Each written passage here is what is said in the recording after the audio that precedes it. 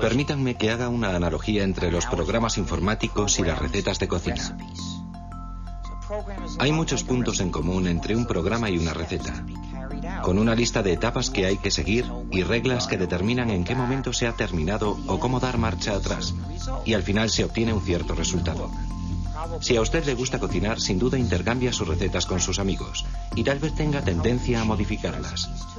Si ha modificado usted la receta, si el resultado le gusta y a sus amigos también, existe la posibilidad de que usted les pase la nueva versión de la receta. Y ahora imagine un mundo en el que no podrían cambiar su receta porque alguien ha decidido que es imposible modificarla. E imagine que si comparte esa receta con sus amigos, le tratarán de pirata y harán todo lo posible por mandarle a la cárcel durante unos cuantos años.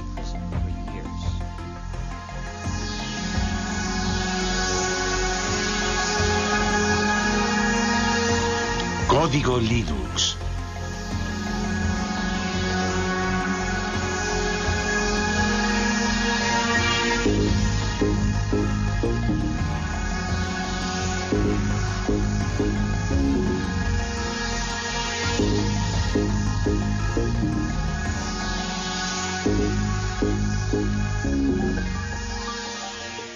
Utilizo la palabra hacker en su sentido original para describir a una persona que practica la programación informática como una especie de pasión artística y que forma parte o se identifica con la cultura de los hackers, es decir, con el grupo de programadores que históricamente están en los orígenes de Internet, de Linux y de la World Wide Web.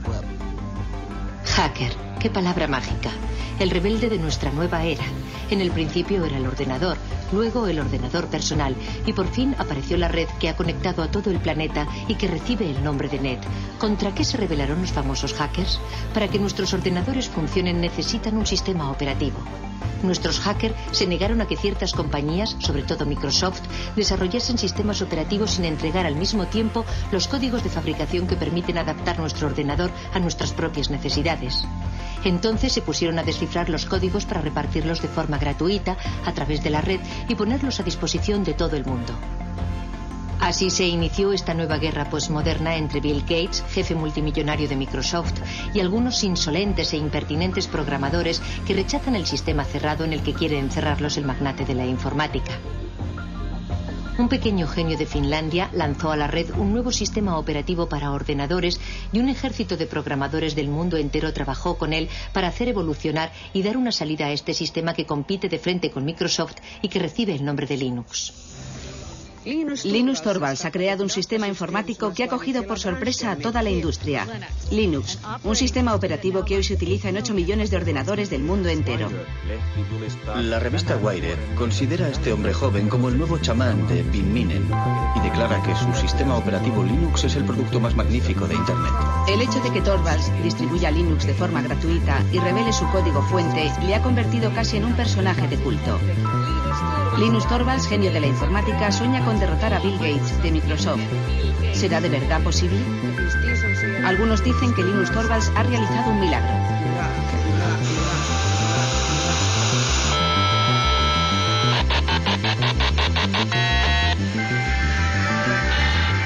Todos estos programadores, como hormigas obreras unidos entre sí por la red, han hecho evolucionar la proposición de base de Linus Torvalds, adaptándola, modificándola, enriqueciéndola y creando así uno de los mejores sistemas operativos del mundo.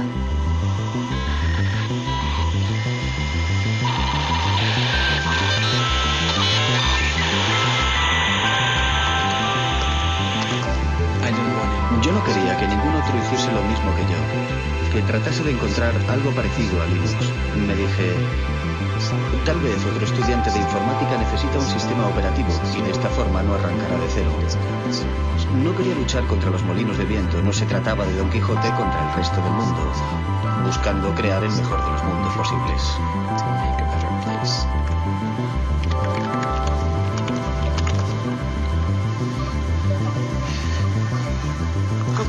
¿Tienes hambre, Randy? Prefiero trabajar con la gente por el correo electrónico a hacerlo cara a cara.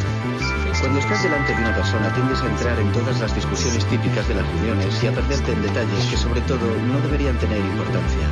Cuando te comunicas por email en general te tomas un tiempo para reflexionar antes de enviar tu respuesta.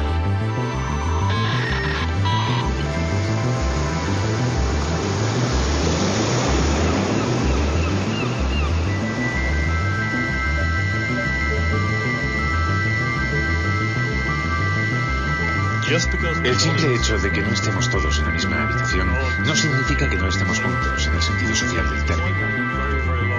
Es como si compartiéramos una oficina muy grande. Incluso nos peleamos y reñimos por internet. Es un proyecto enorme. Que yo sepa, ningún otro proyecto de creación de software ha hecho trabajar jamás a tanta gente repartida por toda la superficie del globo, todos unidos y apasionados por el objetivo común de desarrollar un nuevo software.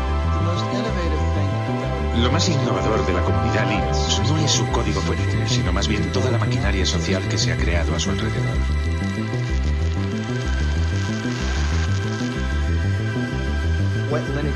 Para explicar lo que es Linux, empezaría por decir que cada ordenador es diferente, cada lector de disquetes es diferente, cada disco duro es diferente, cada controlador de vídeo es diferente y Linux es el sistema que sabe lo que hay que hacer para que todos esos componentes del ordenador ejecuten una tarea simple como borrar el documento o leer el archivo que hay en este disquete o dibujar esta imagen en la pantalla. Linux sabe cómo hablar a esos diferentes componentes materiales y les permite efectuar las operaciones corrientes que realizamos a diario con nuestros ordenadores. ¿A qué nos referimos con exactitud cuando decimos Linux? Algunos se refieren al sistema operativo informático global sobre el que reposa todo lo que ocurre en el interior de nuestro ordenador. Otros utilizan el término Linux para designar la parte más importante del programa, el kernel o núcleo.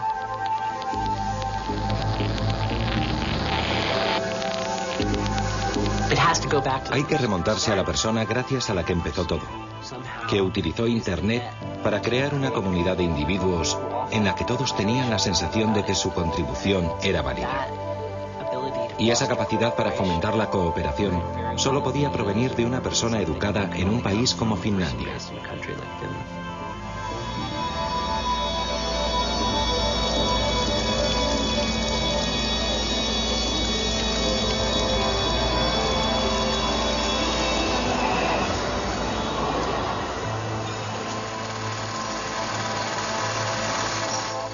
...1969 fue un año fantástico.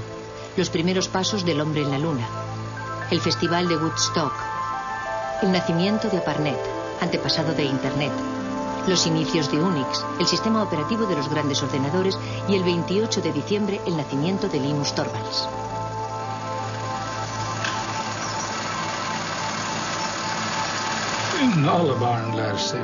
Todos los niños aprenden, sobre todo jugando. Por eso fue de verdad muy importante que Linus entrase en el mundo de la informática en un momento en el que los ordenadores todavía eran muy simples. Para un niño de 10 o 12 años era fácil darse cuenta de lo que había en el interior del ordenador, comprender su esencia.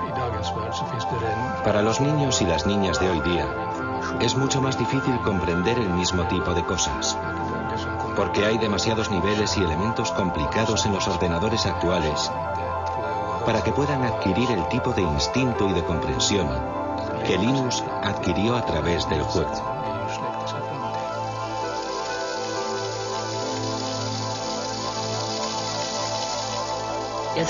Fue como un flechazo inmediato, tanto para su padre como para Linus. Los dos estaban excitadísimos, como unos niños, ante la idea de probar las posibilidades del Big 20. El lugar en el que Linus desarrolló Linux ya no existe. Ese cuarto existía antes de que tiráramos los tabiques. Aquí había una pared que seguía hasta un poco más lejos.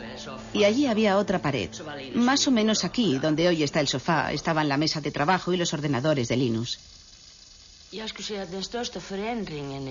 Yo diría que lo que más ha cambiado en él es que se ha convertido en una especie de gurú de la resistencia.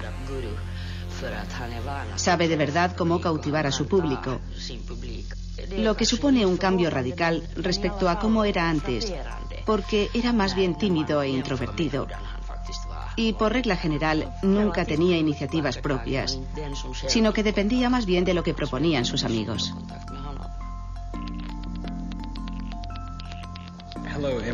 Hola a todos los que utilizan Minix. Estoy creando un sistema operativo gratuito. Es solo un hobby, no se trata de nada enorme ni profesional como GNU para los clones 386-486-AT. Me gustaría recibir todo tipo de comentarios sobre lo que la gente piensa de Minix, porque mi sistema operativo se parece un poco al suyo. Todas las sugerencias serán bien recibidas, aunque no prometo que las vaya a incluir todas. Firmado linustorvalds@cruna.helsinki.fi. 1991. Se derrumba la Unión Soviética. Comienza la Guerra del Golfo. El físico británico Tim Berners-Lee crea un sistema de hipertexto al que llama World Wide Web. Microsoft va camino de dominar el mundo. Y el 17 de septiembre, Linus Torvalds envía la primera versión de Linux, la 0.01, al mundo entero vía Internet. Las primeras reacciones llegan al cabo de pocas horas.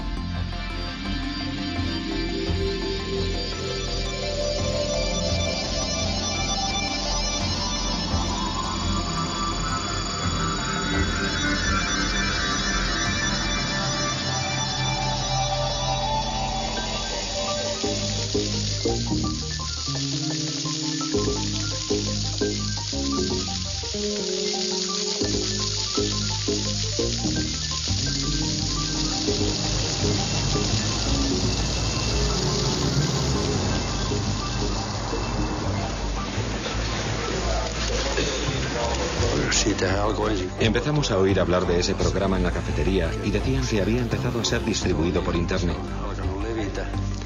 Luego oímos hablar del tal Linus y de la clase de hombre que era. Pero la verdad es que ya se había distinguido con anterioridad por la excelencia de sus resultados.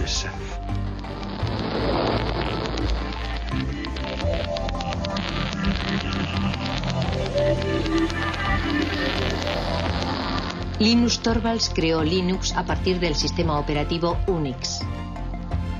Ken Thompson y Dennis Ritchie, de los laboratorios AT&T Bell, habían realizado la primera versión del sistema operativo de Unix en 1969. Unix era de libre acceso y se hizo muy popular en el medio universitario. Su filosofía se basaba en dos conceptos. En primer lugar, que todo es un archivo. Y en segundo lugar, que cuando creas un programa escribes cosas que cumplen una sola finalidad, pero que la cumplen bien.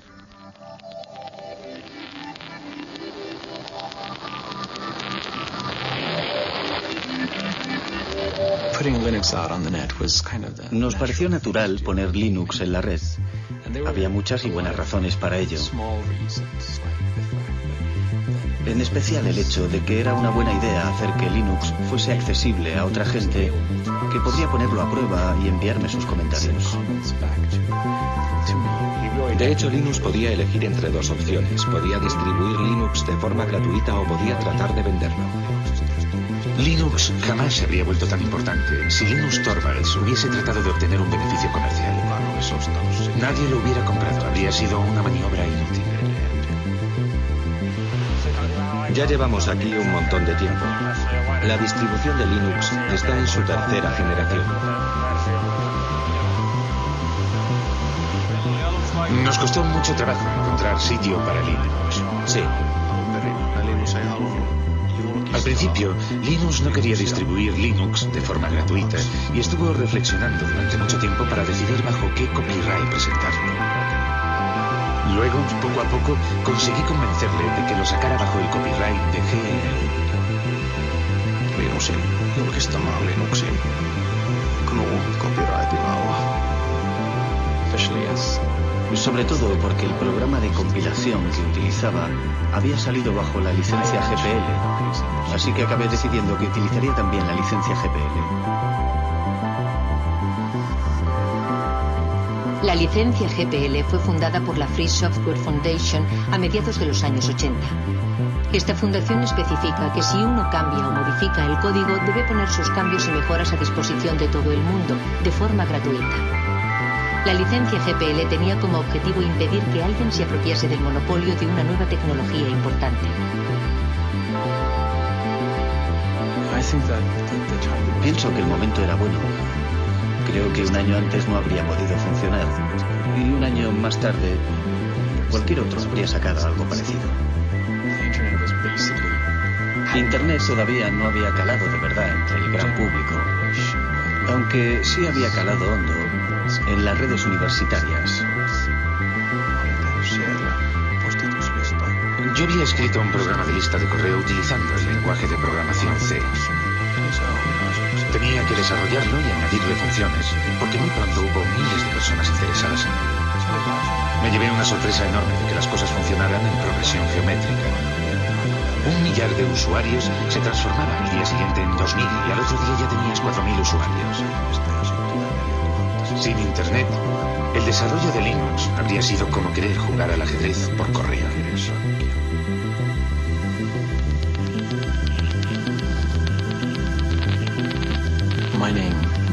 El primer nombre que elegí fue Freaks, para expresar a la vez la idea de free, libre y gratuito, y de freak, raro, diferente, sin olvidar la X final de Unix. A mí no me gustaba la idea de llamarlo Freaks. No me parecía un nombre muy comercial. Ari Lemke, que sacó Linux en el sitio FTP, pensaba que era una mala idea y odiaba de verdad ese nombre. Así que cuando lanzó el sitio FTP, lo bautizó como Linux, porque sabía que ese nombre iba a funcionar. Nos quedamos con ese nombre, que está claro que es muchísimo mejor.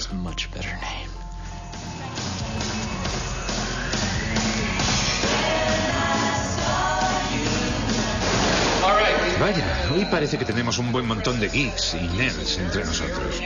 La primera pregunta de la categoría fácil es: ¿cómo se pronuncia Linux? Bueno, yo Linux lo pronuncio Linux. Sin embargo, si fuese Linus Torvalds, no hay duda de que lo pronunciaría Linux. Claro que si uno es de la costa oeste de los Estados Unidos, lo más seguro es que lo pronunciaría Linux. Pero a Linus Torvalds le importa un bledo cómo pronunciéis Linux siempre y cuando lo utilicéis. Empecé a jugar con Linux en julio de 1991, poco tiempo después de que Linux sacase la versión 009 del núcleo. Lo descargué desde Finlandia, jugué con él y me pareció que era muy caro. En aquella época la anchura de la banda de internet en la conexión transatlántica era muy limitada. Así que resultaba muy trabajoso descargar todos esos paquetes desde Finlandia. Entonces pensé que había que hacer algo para remediar ese problema. Utilicé mi estación de trabajo personal, la que tenía en mi despacho, tsx-11.meet.edu, y creé en ella un archivo espejo de todas las fuentes del núcleo. Fue el primer sitio FTP de Linux que existió en los Estados Unidos. La primera vez que recibí Linux, lo descargué en disquetes. Luego lo instalé en una de las máquinas de laboratorio de informática de la Universidad de Pensilvania, por lo que me echaron del laboratorio. Pero, en fin, esa fue mi primera experiencia con Linux.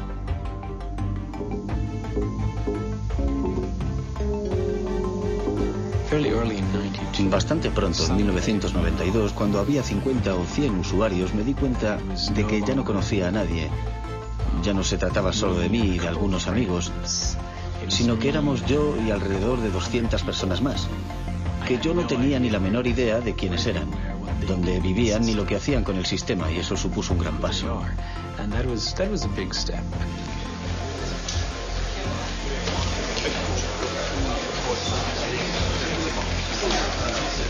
En 1994 el lanzamiento de la versión 1.0 fue muy importante y significó mucho para mí porque había supuesto muchísimo trabajo. Supuso sin lugar a dudas un hito en la utilización comercial de Linux. Antes de la versión 1.0 era realmente muy difícil utilizar Linux con fines comerciales. Les doy la bienvenida al lanzamiento del sistema operativo Linux. Al principio, Linux fue desarrollado para Unix, en especial para un contexto universitario, porque si bien existe una versión para ordenadores personales, su precio es muy elevado. Se puede comprar un DOS para un ordenador personal por 200 marcos, pero Unix puede representar con facilidad un desembolso de 20.000 marcos, que es un precio demasiado caro para un estudiante. Vayan a una tienda de informática y pregunten si tienen el SCU Unix y les contestarán que si están locos. Porque la verdad es que es mucho más sencillo hacérselo uno mismo.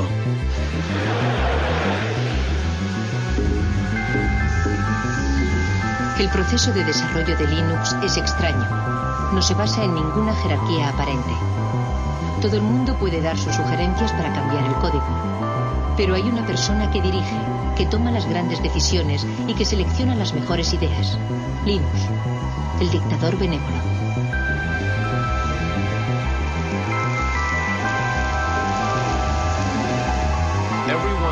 Todo el mundo sabía que ese grupo de trabajo necesitaba un jefe. Y Linus era el líder ideal porque fue quien creó el núcleo de Linux y porque tiene grandes cualidades para el liderazgo. Sin embargo, en la vida real es bastante humilde y jamás se atribuye un mérito que no le corresponde.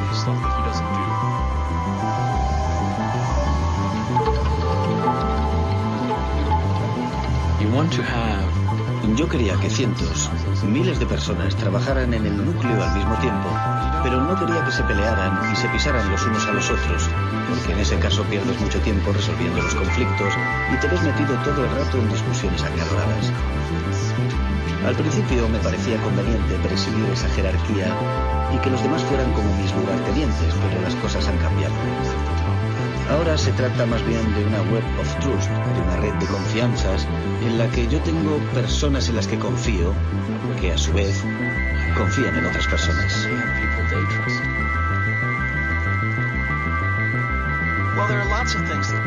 A los que desarrollan los sistemas les motivan muchas cosas, como el orgullo artístico, la satisfacción del trabajo bien hecho, casi artesano, el sentimiento idealista de formar parte de algo más importante y más grande que uno mismo, el deseo de ayudar a la gente y de encontrar soluciones a los problemas.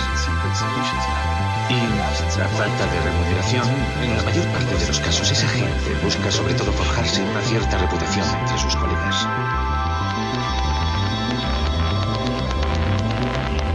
Uno de los puntos fuertes del desarrollo de Linux es que casi todos los creadores de software pueden ser contactados directamente por correo electrónico. Tetsu jugó un papel fundamental en la difusión de Linux en los Estados Unidos.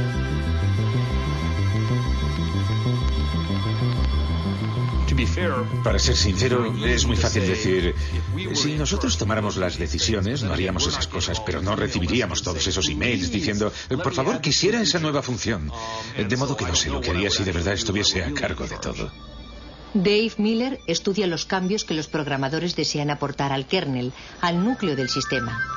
Actúa como intermediario entre los programadores del mundo entero y el rey Linux.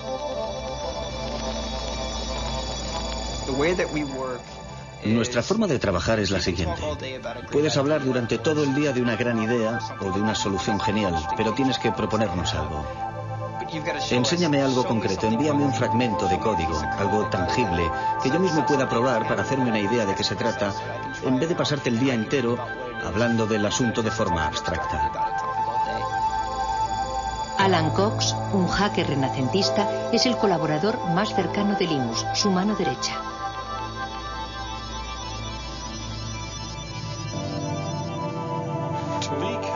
Para mí el código presenta muchas similitudes con la poesía, por ejemplo, o con ciertos tipos de literatura. Su belleza reside en su estructura y en el hecho de clasificar las ideas una por una de forma clara. Si el código es bueno, lo puedes leer sin hacer comentarios.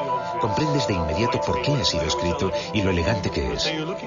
Buscarás un código que sea a la vez elegante y claro, pero que no se base en trucos de la programación, que no dé por hecho una hipótesis que en el futuro podría demostrarse que es falsa. Porque lo último que te interesa es tener demasiado código en el núcleo final. En el núcleo de Linux, en general, el código no necesita demasiado esfuerzo para funcionar porque nuestro objetivo no es programar y reprogramar por siempre jamás. Después de haber dirigido el proyecto Linux durante 5 años en Finlandia, en Helsinki, Linus fue reclutado por Silicon Valley en California. Él deseaba descubrir el otro mundo, el del comercio y la industria. Quería salir del mundo universitario.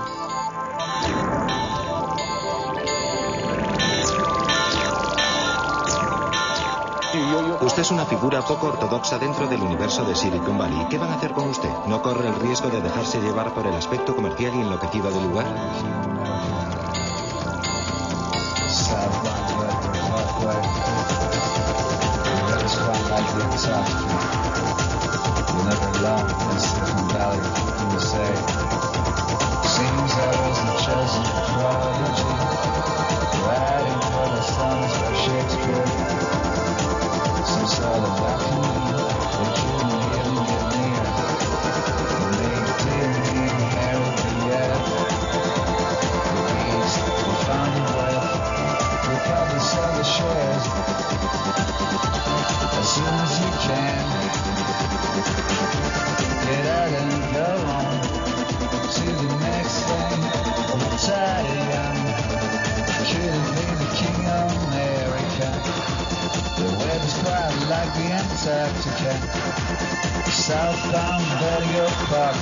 Linus empezó a trabajar para la compañía Transmeta, la empresa misteriosa que se negó durante muchos años a revelar sus actividades. Se sabía, sin embargo, que trabajaba con un código fuente cerrado, siguiendo el ejemplo de Microsoft. ¿Habría cambiado Linus de bando? El mundo de los negocios tiene leyes extrañas. Al mismo tiempo que trabajaba para Transmeta, Linus podía seguir desarrollando su propio software con permiso de sus jefes. Hicieron todo lo que pudieron para obligarme a ser la imagen de Linux y de la comunidad open source en su conjunto. A pesar de que no había sido yo el que había tenido la idea de open source.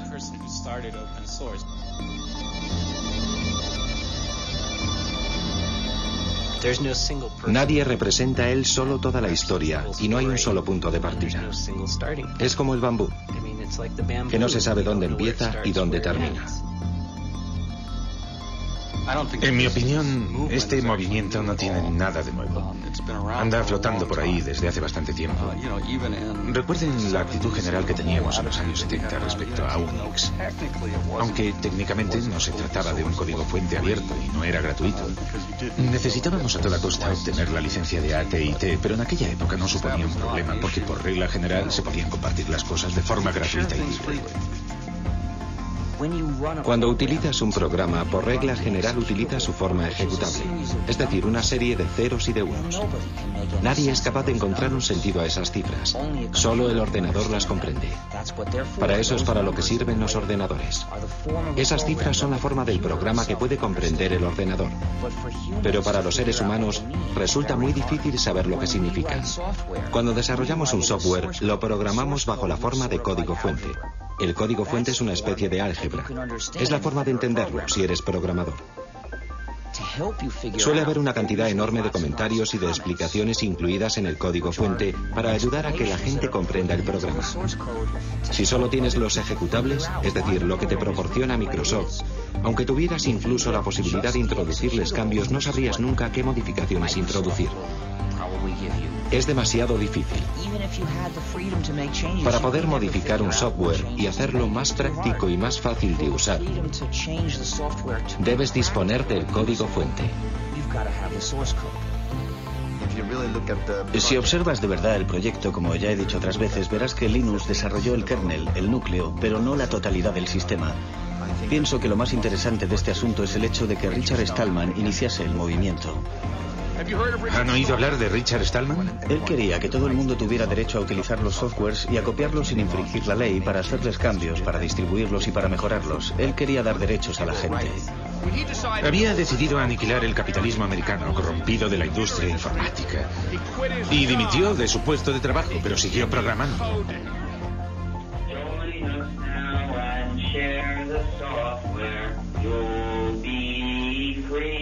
Hackers, you'll be free. Join us now and share the software. You'll be free. Hackers, you'll be free. Tengo tendencia a pensar en las cosas en términos de justicia, de libertad y de ética.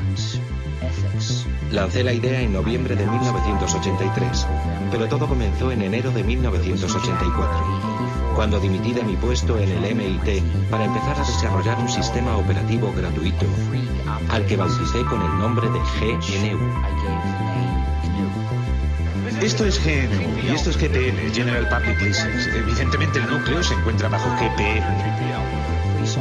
La idea del software libre hace referencia a la libertad, no al precio.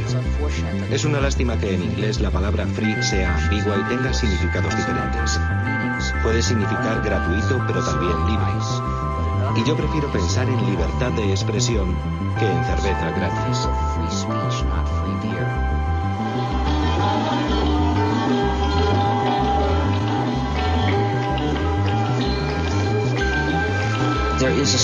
Existe una similitud entre el folclore cuando un poema o una canción se redefine o cambia de forma de un cantante a otro, y la forma en que puede mejorar el software libre.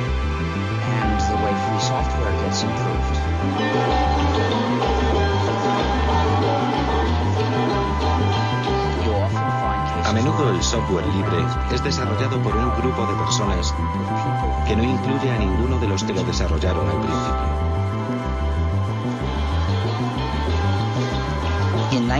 En 1991 casi habíamos terminado el sistema GNU. Nuestro objetivo consistía en crear un sistema operativo como Unix, pero completamente gratuito. Ese sistema operativo completo necesitaba muchos componentes diferentes. En 1991 los teníamos casi todos. Habíamos creado la mayor parte de ellos y habíamos encontrado otros, creados por otros programadores para sus propios fines, pero que no servían. Así que los integramos en el sistema GNU. Todavía nos faltaba un componente importante, el componente que llamamos kernel o núcleo. De modo que nos vino muy bien cuando Linus Torvalds creó su núcleo. En aquel momento la combinación del núcleo Linux con el sistema GNU nos permitió obtener un sistema perfectamente ejecutable que cualquiera podía instalar en su ordenador personal y utilizar. Una vez desarrollado Linux, el sistema GNU estaba terminado y empezó a hacerse cada vez más popular. Pero en ese mismo momento ocurrió algo desafortunado. La gente que utilizaba el sistema GNU no se dio cuenta de que se trataba del sistema GNU y empezó a llamar Linux al conjunto, a la combinación. Y ese error se extendió. A los que trabajaban en el proyecto GNU les resultaba muy difícil atraer la atención del usuario sobre esas cuestiones éticas y políticas. Hoarders can get piles of money, that is true. Hackers, that is true.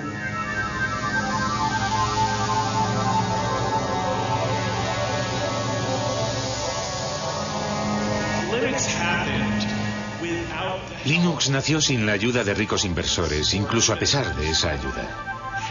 ¿Cómo hacer para conservar la magia si se invierte tanto dinero en Linux?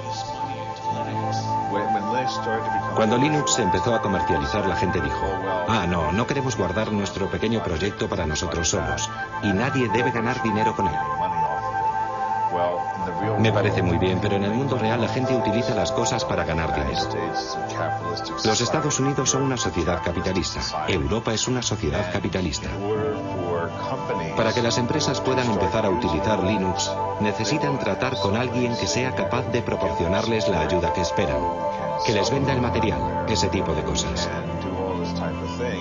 Y la gente que vende el material y la ayuda va a ganar dinero. Pocos de nosotros somos hackers. En realidad, son muy pocos los que harán el esfuerzo de descargar su propia versión de Linux en Internet. Todavía son menos los que se dedicarán a tratar de mejorar el código mismo. Aunque Linux sea difícil de utilizar, los clientes han sabido apreciar su gran fiabilidad y la accesibilidad de su código fuente. Para las empresas visionarias se trataba de una oportunidad que no se podía pasar por alto.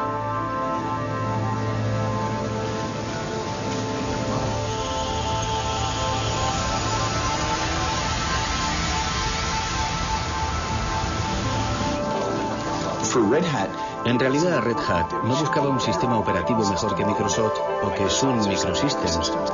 Lo que más nos interesaba era poder contar con un sistema operativo capaz de resolver los problemas que nuestros clientes no podían arreglar con un software tradicional.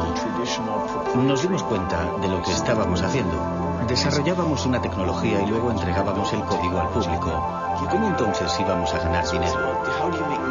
Por supuesto, cuando fuimos a California, a Silicon Valley, todo el mundo nos dijo: si reveláis los códigos jamás podréis ganar dinero en el negocio del software. Cuando regresamos, hablamos con nuestros clientes y nos dimos cuenta de que lo único que los mantenía fieles a nosotros era precisamente el hecho de que nosotros revelábamos los códigos y que por primera vez podían controlar la tecnología que utilizaban. El verdadero valor de todos los productos de software reside en la hotline o línea caliente, es decir, en la relación de ayuda permanente que existe entre el vendedor y el usuario. Y eso es lo que proporciona el software las características de la industria de los servicios y no las de la industria de la producción. Linux funciona de maravilla en el campo de los servidores de aplicaciones de Internet, pero como no es fácil de utilizar por los particulares, solo posee una pequeña participación en el mercado de la informática. El proyecto Genome, con su interfaz gráfica, trata de rellenar ese hueco, pero resulta que los hackers son elitistas y siguen siendo fieles a Linux.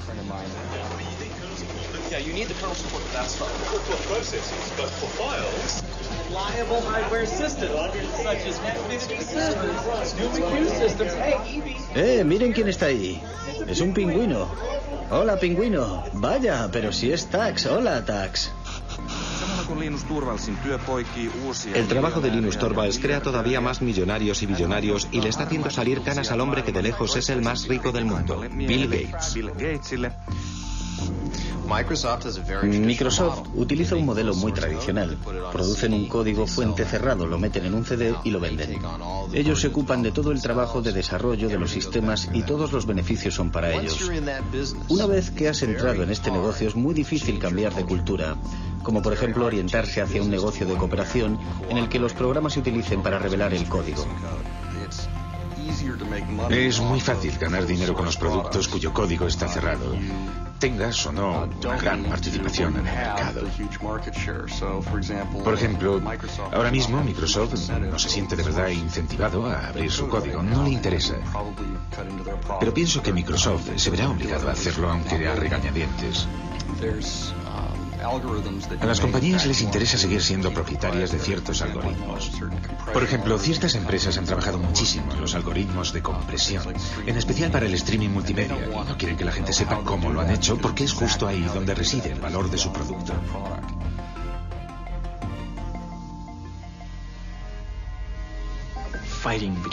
La famosa lucha entre Linus, líder de Linux, y Bill Gates, líder de Microsoft, empieza a tomar un cariz realmente personal.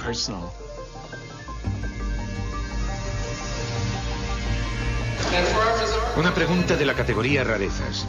¿A quién pertenecen estos labios? Voy a contestar yo. Son los labios de Bill Gates a punto de contar otra mentira más.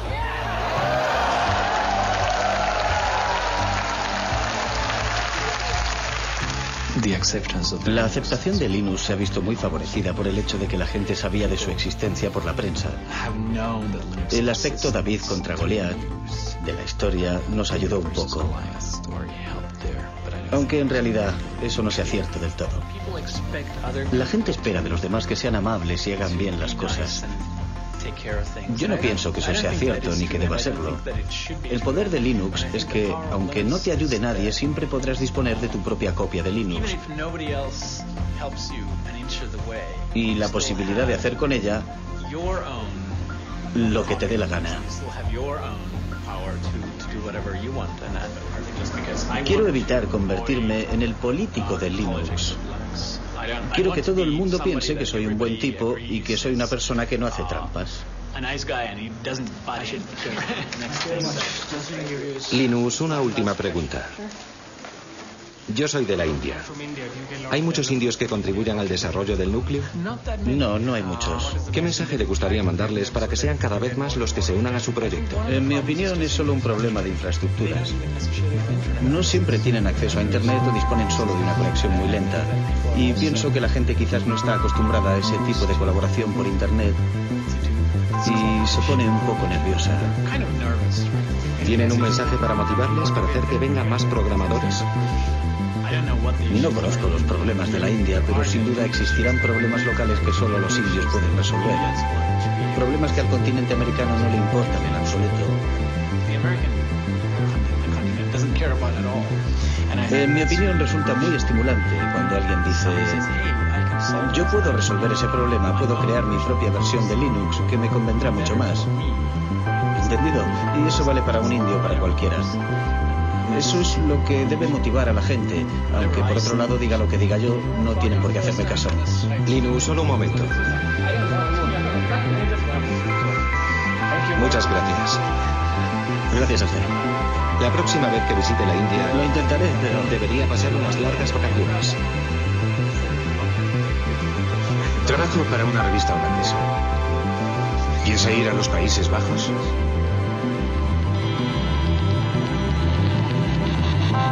El verdadero valor de Linux puede ser otro que el de anular a Microsoft. Linux fue concebido para funcionar con ordenadores baratos y para resolver problemas corrientes.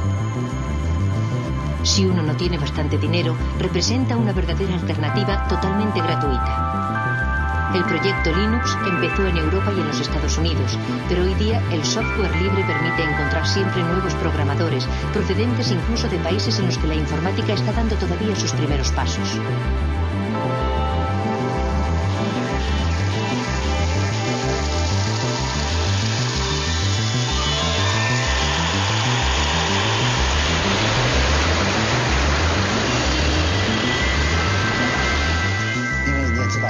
La sociedad Red Flag está especializada en la investigación, el desarrollo y la comercialización de sistemas operativos basados en Linux. Como ustedes saben, China está retrasada respecto a los países desarrollados en materia informática.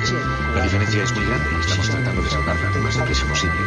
Mientras tanto, debemos recurrir a la experiencia de muchos otros países. Damos una gran importancia al sistema operativo. Empezamos a desarrollar el sistema a partir de Linux, pero debido a la estricta reglamentación del mercado fracasamos. Linux representa para nosotros una gran oportunidad, así como una buena base para formarnos en las nuevas tecnologías del mundo entero.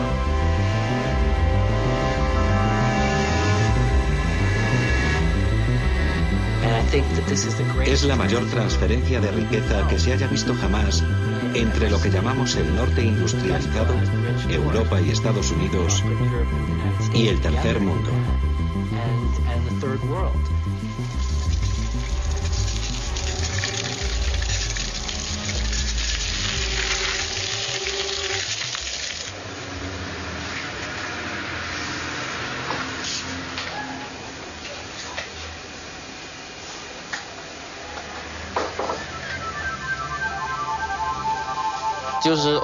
Es el código fuente abierto.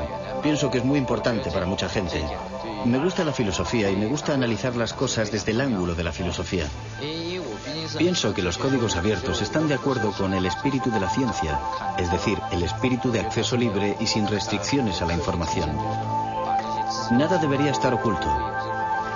Esa es mi primera impresión respecto a Linux.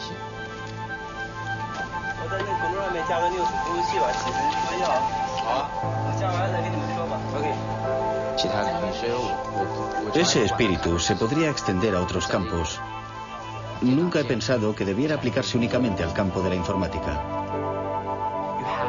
Resumiendo, por una parte está una de las clases más privilegiadas de las sociedades capitalistas, los programadores.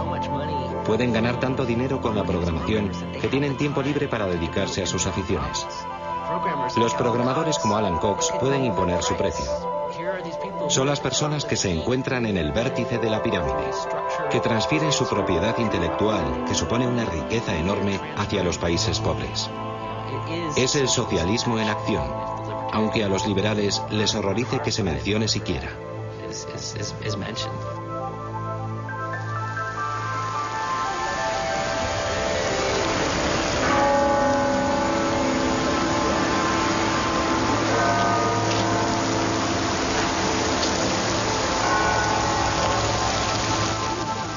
Los proyectos open source han sido comparados al desarrollo de la ciencia.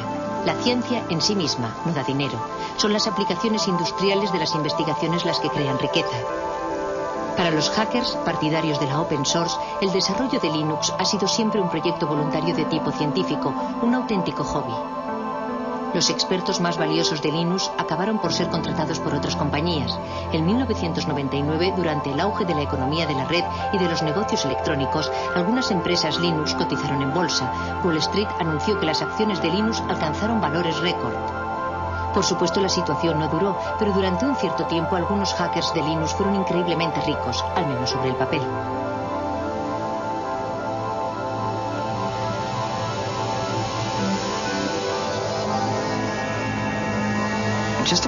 Antes de esa locura bursátil, todos los que participaban en el desarrollo del núcleo y ganaban dinero con Linux permanecieron bastante fieles a sus valores al aceptar esos puestos en nuevas empresas. La mayor parte de ellos sigue haciendo casi lo mismo que hacía antes de obtener esos empleos. Sinceramente, que yo sepa, ninguno de ellos ha perdido su libertad. Sigo leyendo a diario sugerencias para hacer modificaciones, igual que siempre, y se las paso a Linux, igual que hacía antes de que cotizáramos en bolsa. Algunos de nosotros quizás conducimos coches mejores, pero esa casi es la única diferencia, y tal vez que comemos sushi más a menudo. Algunas personas tuvieron suerte al unirse a la empresa adecuada en el momento adecuado y se las han arreglado para beneficiarse de la salida a bolsa. Algunos han ganado millones de dólares. Otros miles de millones de dólares. ¿Acaso la contribución de esas personas fue más importante que la de las otras? En algunos casos invirtieron las sumas necesarias en el buen momento, pero yo pienso que se trata de un problema más general que no concierne más que a la comunidad open source, y no creo que exista una respuesta satisfactoria a esa pregunta. Una de las cosas que me gusta de Silicon Valley es su gran dinamismo. Aquí todo es posible, incluso eso de la carrera por el dinero, que parece un poco de mal gusto, sobre todo si eres europeo, es un factor de motivación muy bueno, un buen medio para llevar los proyectos hasta el final.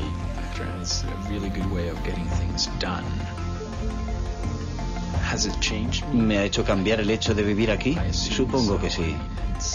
Ya no soy el mismo que era cuando llegué. Pero no creo que me interese más el dinero que antes.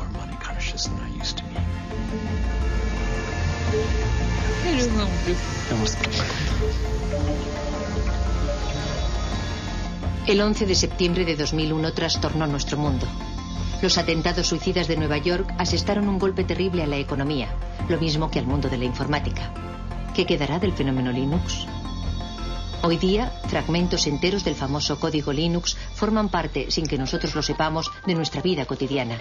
En nuestros teléfonos portátiles, en nuestros tostadores y en nuestros despertadores. El sueño de Linus Torvalds de liberar la informática tiene posibilidades de hacerse realidad. Y en cuanto a los grandes ideales, tal vez una de las grandes ocasiones perdidas de nuestra época sería el hecho de que el software libre no liberase nada más que un código.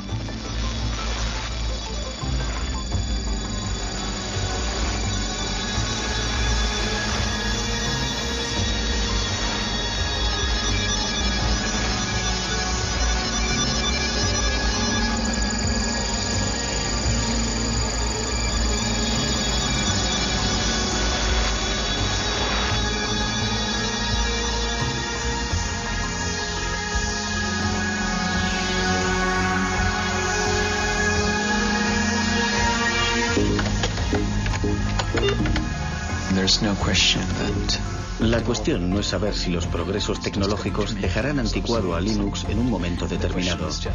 La cuestión es saber justamente cuánto tiempo va a tardar en ocurrir eso. Randy, no te afiles las garras en el sofá. Pienso que uno de los poderes de Open Source es que en el futuro, dentro de 5, 10 o 50 años, el mejor sistema operativo del momento siempre podrá sacar partido del código fuente de Linux.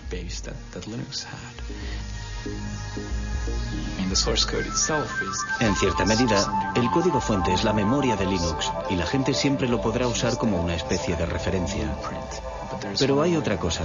También existen problemas intangibles relativos al motivo de que se hicieran las cosas de una manera determinada. Yo pienso que esas cuestiones están en el aire, conmigo o sin mí.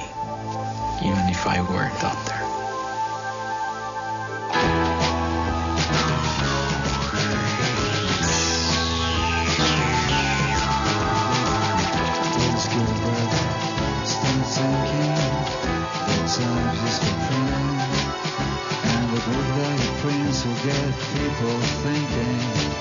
There's lure in the setting. Start to imagine a Bible and the Latin, but the land must be swearing and eating and chatting. This life is that you have, this life is that we see. Big changes through a human history, not by some powerful decree, but botanic incremental degrees. Mr. Linz goes to Washington to speak about praxis, retro chains, little man and universal access.